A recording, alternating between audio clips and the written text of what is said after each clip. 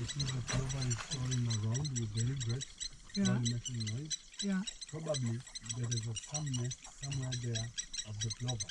That's why it doesn't want to leave the clover. Okay. Yeah. So it's protecting its eggs.